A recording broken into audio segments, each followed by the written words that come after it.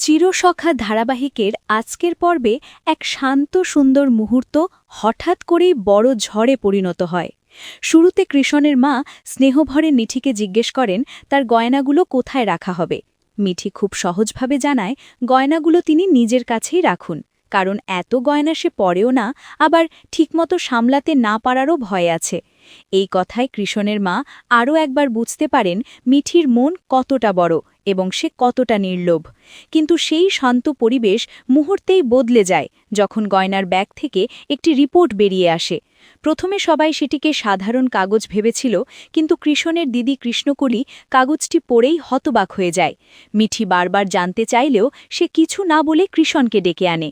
কৃষণ এসে রিপোর্টটি পড়ে স্তব্ধ হয়ে যায় এবং জানায় সেখানে লেখা আছে মিঠি নাকি প্রেগনেন্ট। এই কথা শুনে পুরো পরিবার বিস্মিত ও ক্ষুব্ধ হয়ে ওঠে।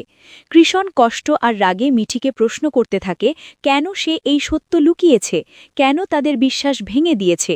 মিঠি বারবার বলে রিপোর্টটি মিথ্যে, কিন্তু কেউ তার কথা শুনতে চায় না।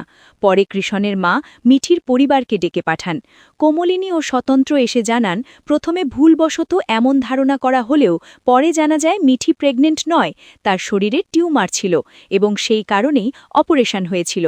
তারা বোঝানোর চেষ্টা করেন এই বিষয়টি অত্যন্ত ব্যক্তিগত ও সংবেদনশীল ছিল বলেই সব কথা সবাইকে বলা সম্ভব হয়নি।